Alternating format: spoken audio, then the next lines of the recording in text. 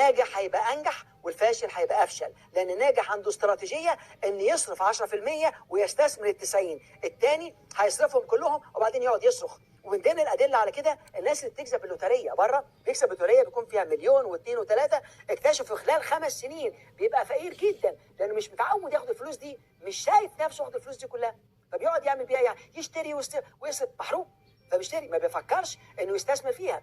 انت عارف اي فلوس اي حاجه ممكن تنتج بيها، ممكن تستثمر بيها. وعلى فكره كتب الاستثمار في منتهى الروعه، والكلام ده مش كلام فارغ. واحد يقول لك طب انت عارف انا عايش ازاي هنا؟ خدوا بالكم، بفرض واحد مثلا حد بياخد 200 جنيه في شهر هنا وعارف يمشي نفسه بيهم، وبعدين خد 300 برضه بيصرفهم كلهم ومش عارف يمشي نفسه بيهم، لان ال 200 كان بيزنق نفسه، لما جم ال 300 وسع وبرضه بيزنق نفسه. الله، طب ما تصرف 250 وخلي 50. لما تبدا تفكر بطريقه استراتيجيه هتلاقي نفسك. انت عارف انا عجبني جدا اللي قاله هنري فورد لما كان بيعمل التي موديل، لما فلس 8 مرات وقال لك لما ابقى مليونير هعيش كمليونير، لو بقيت ملياردير هعيش كمليونير، لان لو عشت كملياردير هصرف كل اللي عندي. ناس بتستثمر، عارف ازاي بيستثمر فلوس ويعيش بيها ازاي؟ قوه التحسن المستمر. عايز تحسن نفسك باستمرار، ما تخليش يوم زي التاني، النهارده خليه افضل من امبارح، انت النهارده اكبر من امبارح، ما تضيعش وقتك، ما تخليش كل يوم زي التاني، لانك سنك اتغير، الدنيا مليانه افكار جديده، اقرا فتش دور وتلاقيه باستمرار يسالك. فزي ما قلت لكم باستمرار، وبعدين شاينتين المرونه التامه. لما نيجي نتكلم بالاسلوب ده، طب والتحسن المستمر؟ انت عندك الرؤيه الواضحه والتحسن المستمر. الرؤيه الواضحه زي ما اتكلمنا عليها دي حاجه من ضمن الحاجات الاساسيه في تحسين الشخصيه. فانا عارف بالظبط انا رايح فين، لان لما انتش عارف انت رايح فين هتحققها ازاي؟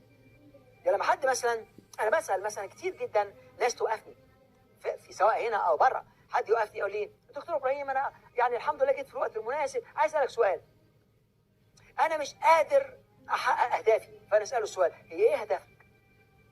مش عارف. ازاي تحقق حاجه ما انتش عارفها؟ طب انت عارفها بالتحديد؟ عندك برنامج زي ما سالتوك قبل كده في الجزء الصحي، عندك برنامج، عندك رؤيه واضحه، برنامج مكتوب، عارف بالظبط انت عايز ايه في اليومين دول، عايز بالظبط انت عارف ايه في خلال سنه، عايز بالظبط انت عارف ايه بعدين. في ناس كتير تقول لك ما تكتبش الكلام ده لانه مش مظبوط. مش مظبوط ازاي؟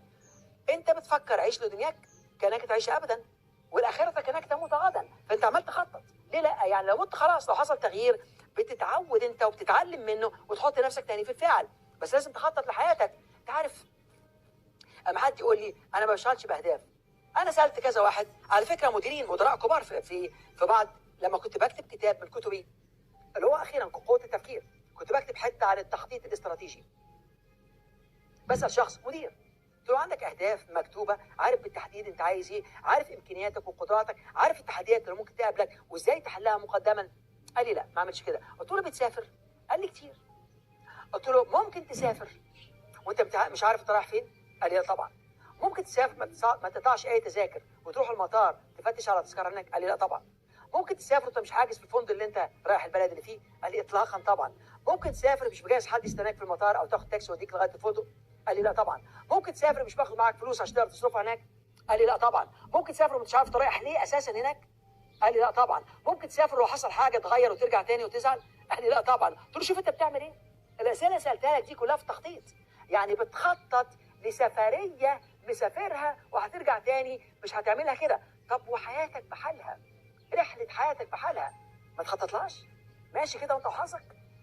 التخطيط الاستراتيجي للحياه زي التخطيط الاستراتيجي لشركه او هيئه او مؤسسه او حكومه حتى. في شويه اسئله هجيب لكم بعدين ان شاء الله لما نتكلم نخلص كل الاركان السبعه. فانت اول حاجه الرؤيه الواضحه، انت رايح فين بالتحديد؟ انت عاوز ايه؟ اللي انت عاوزه. ناس تبعت لي ايميل وكلمني في التليفون وعايز يا دكتور انا عندي هدف وعايز احاول، اقول له لو سمحت اكتبه لي عشان ارد عليك، اكتبه لي واكتب لي على الاقل 5 اسباب عاوزه ليه. ايه السبب انا بقول له كده؟ كتابه الهدف 50% من تحقيقه.